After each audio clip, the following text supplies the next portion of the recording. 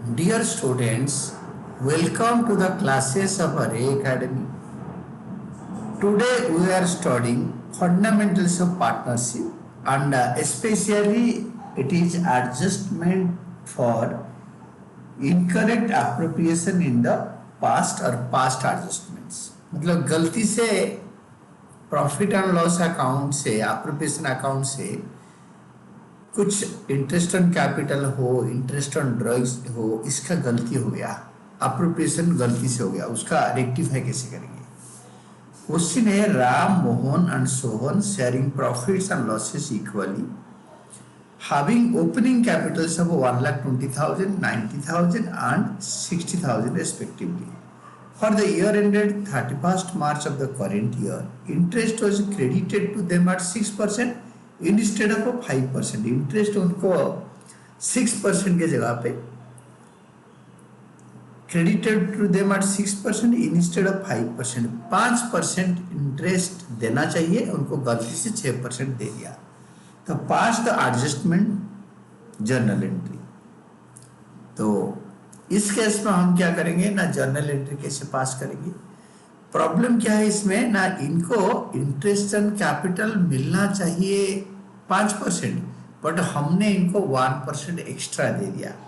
उस केस में हम एक वर्किंग नोट बनाएंगे और उसके ऊपर 6% निकाल के उससे 5% माइनस करके नहीं करेंगे, जितना मिस्टेक है उसका ट्रीटमेंट करेंगे. That is like this.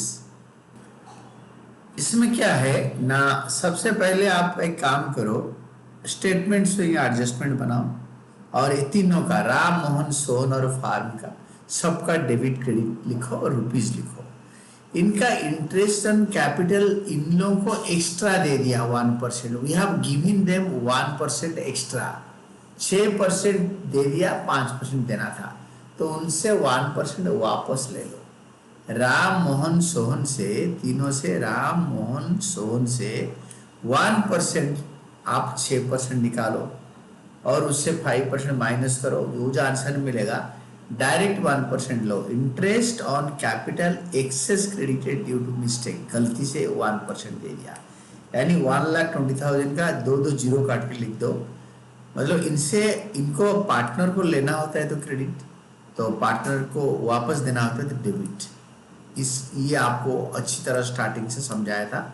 और ये फार्म के लिए क्रेडिट. अगर पार्टनर ने रिटर्न दे देंगे, हम उनसे रिटर्न ले लेंगे, तो ये फार्म के लिए हो जाएगा क्रेडिट. फार्म में इनकम हो गया. तो फिर इसको, इनका जो प्रॉफिट शेयरिंग रेशियो क्वेश्चन में है नहीं, पूरा पार्टनरशिप आप starting from fundamental to dissolution, पूरा पार्टनरशिप में जब रेशियो नहीं दिया होगा किसी क्वेश्चन में, it will be always equal. तो ये है, ये अभी बिजनेस का प्रॉफिट हो गया, फार्म के लिए प्रॉफिट हो गया. तो यहाँ पे लिखेंगे profit for the above mistake, profit, net profit for the above.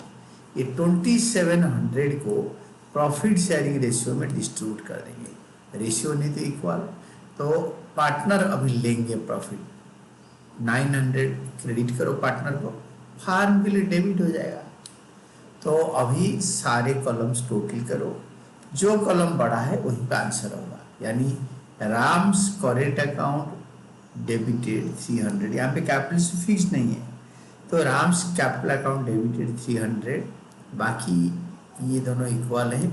और Sohan's current account capital account credited 300, इसको लिखो अर्जेंट नेट इफेक्ट 300, यानी Ram's capital account debited to Sohan's capital account. ये फाइनल आंसर लिखो फेयर नोट में.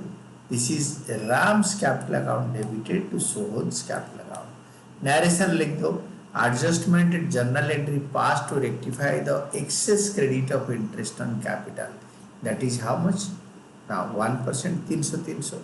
ये सिंगल जर्नल एंट्री पास हो गया. This is all about your answer.